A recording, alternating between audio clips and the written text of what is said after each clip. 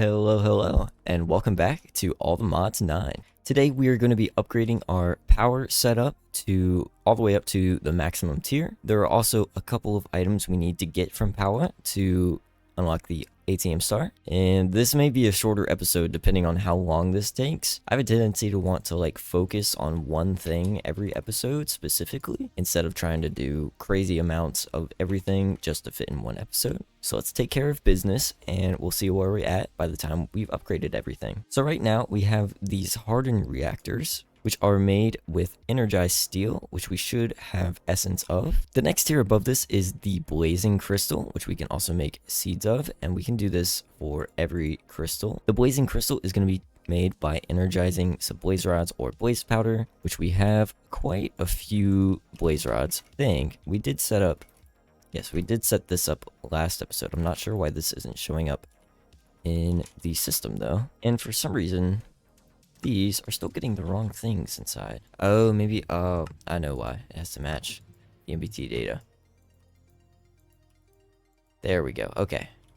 That's all fixed up now. Yes, so we should have, yes, plenty of blaze rods here. Now we're going to be doing quite a bit of energizing with this. So I'm going to actually upgrade this so that I can make more of these. I just need to make patterns for everything. And now I should be able to request a couple of hardened energizing rods, and then I'm just gonna throw these guys. We need to make sure that they have access to some power, so if we throw them along this line, for example, I believe all of these should be able to reach this energizing orb. And then if we throw blaze rod in here, yes, perfect. To actually make the seeds, we need 4 compressed blocks of blazing crystal, so that is quite a lot of blazing crystal. Now what if instead I tried some good old-fashioned vanilla Minecraft redstone? This, yes, that should block this, so it shouldn't put any more items in here if one is in there, and then a hopper below should take it out. Oh my goodness, that's perfect. Beautiful. I'm a genius. Now unfortunately, that is taking all of our power. Maybe I'll have to disconnect the deep mob learning setup for now, just because I know that takes a lot of power. And I'm silly again. I need to look at the recipes for these things before I actually go and start making them. What we can do is make these blocks of blaze mesh, which is basically a blaze rod block, and then we can compress those into compressed blaze mesh blocks, and then we can actually just use these and energize them. It's going to take a little bit longer because it requires a lot more energy, but that will just get us the compressed blazing crystal block straight out of the gate. One thing I didn't think about is that we already have ice essence up and running. So if we wanted to, instead of putting water in here as a coolant, we can use ice instead. All we need to do is add the recipe for blue ice, which is just 9 packed ice, and then we have ice essence here.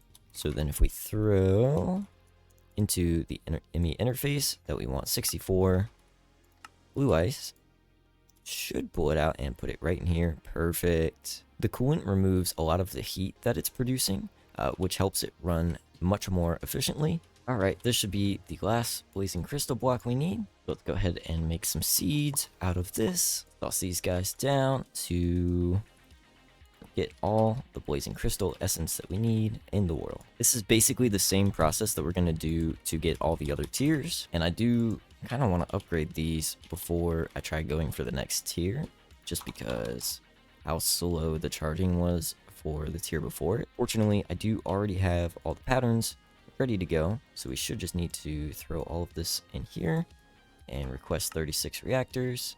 Oh, I got the wrong tier there.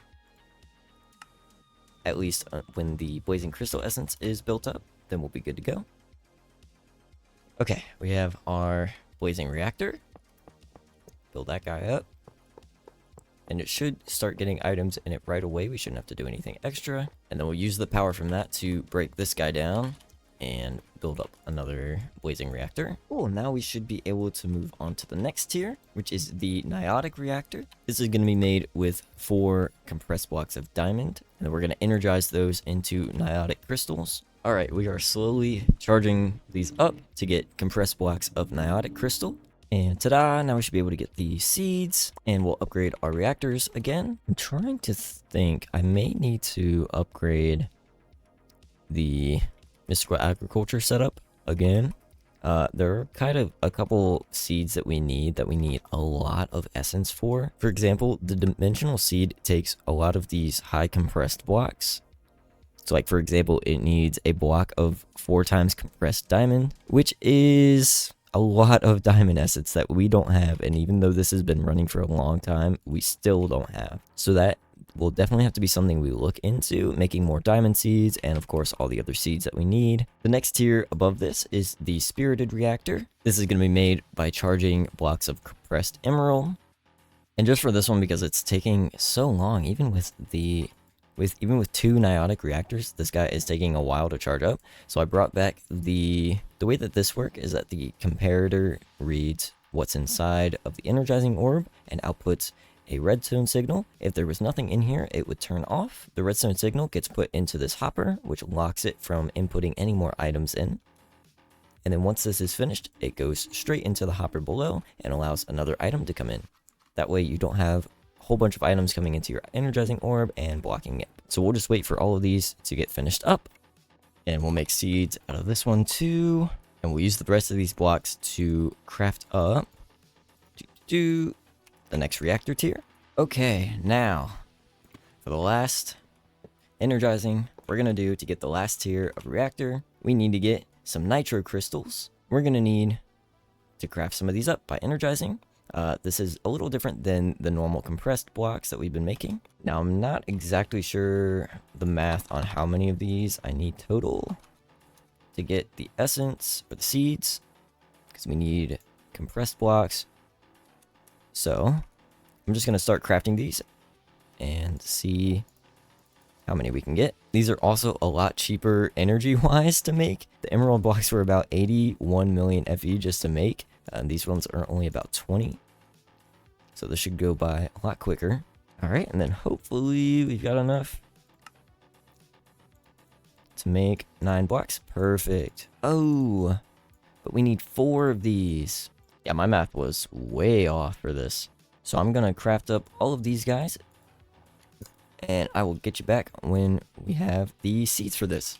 Alright, there we go. 4 compressed blocks of nitro crystals. And this will be the last one we need to make seeds out of. Beautiful. Throw these guys down. Get them a drawer. All the good stuff. Oh, we need the nitro crystal crux to grow these. Okay. Yeesh. Okay, that's fine. Toss these down. Now they should start growing. Okay, cool. Now all that's left is to get this last tier of reactor up and running.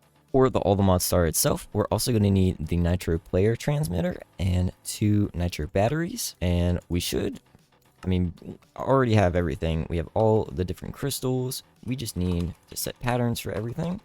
We just need all of the battery recipes all the way up until nitro and all of the player transmitters.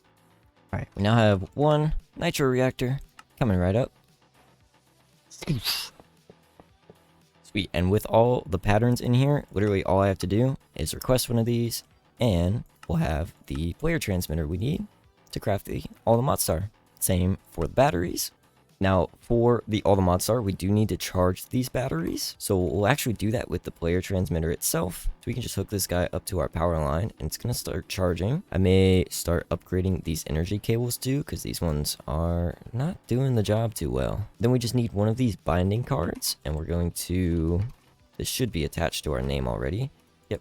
And then we throw this into the player transmitter, and it will start charging our batteries, albeit very, very slowly, since we just have these lame hardened cables. But it will charge these up, and then we can use the player transmitter in the All-the-Mod Star when we're ready for that. Okay, let's see if some of these nitro cables will help it move a little faster. Oh yeah, that's going way quicker now. Okay, cool. Now I just need to hook these up to... excuse the train, to the rest of our system.